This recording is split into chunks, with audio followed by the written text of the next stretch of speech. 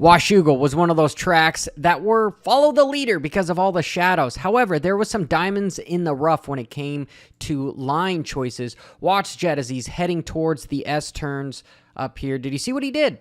I will rewind it. Don't worry, I will rewind it. So he's heading for this hip rut, and he's actually going to jump off of it and turn this into a step up.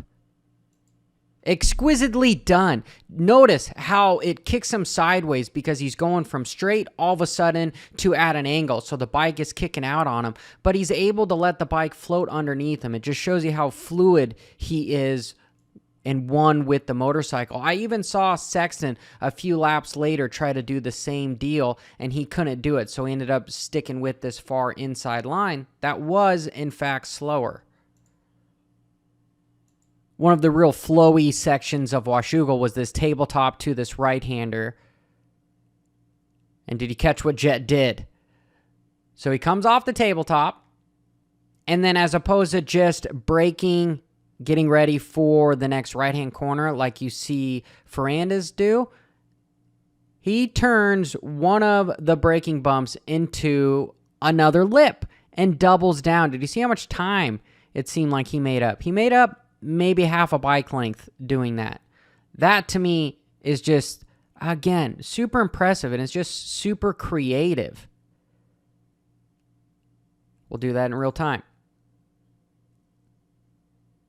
Backing up just a corner, we have this nice floater step up, and everyone was going to the inside. One thing I saw Hunter do that I didn't see many other people do is pay attention to his shift foot. He actually shifts down twice.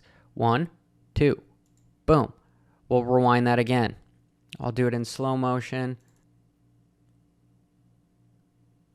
There's the first one. And then there's the second one.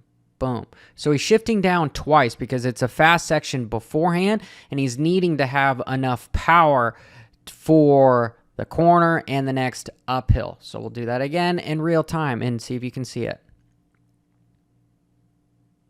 Keeping up with Hunter, if we move just parallel to that section after the monster hill that they have to go up, jumping back down, we see Hunter do something that none of the other riders were doing. Did you catch what he did?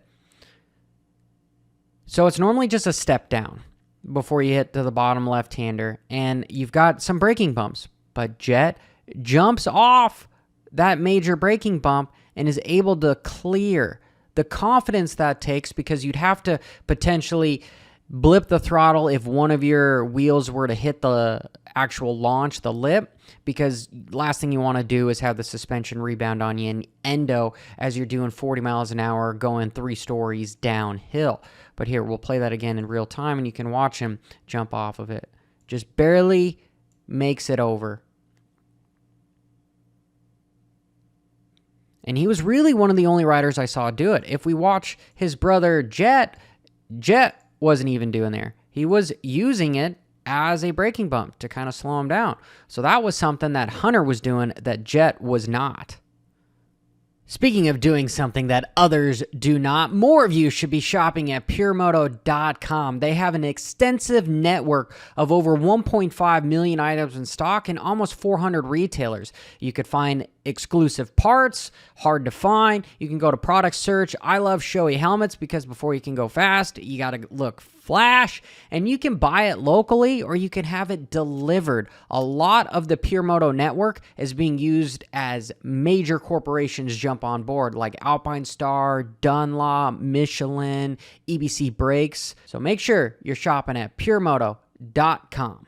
Give props where props are due. Little Deegan going 1-1 with how much pressure that he has. Honestly, he probably doesn't even have that much pressure because he's lived in the presence of pressure his entire life with his YouTube channel. However, I digress.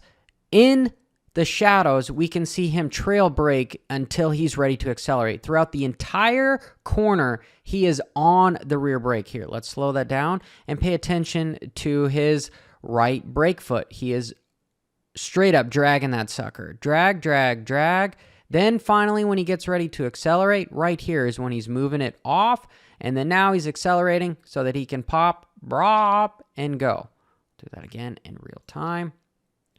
Trail brake, trail brake, trail brake off. Accelerate. There's a consensus or a changing of the guard as far as how you ride a motorcycle, and it's a lot with where your toes are. And for the longest time, I was told so much you ride a motorcycle with your legs, which you still do, but it is transforming.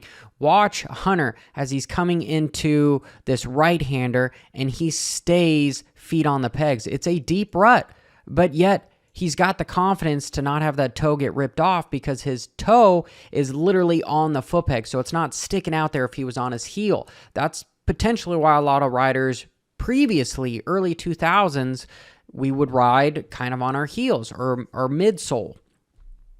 And let's watch it in real time.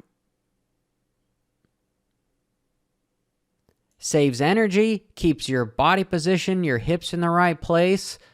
Again, Hunter was one of the only riders I saw in this corner. A lot of guys were just sticking their leg out. But notice how center he is on the motorcycle. If he was to kind of have his leg out, his hips would probably be up on top here, where his ass end was kind of in the ass crack of that seam of that seat.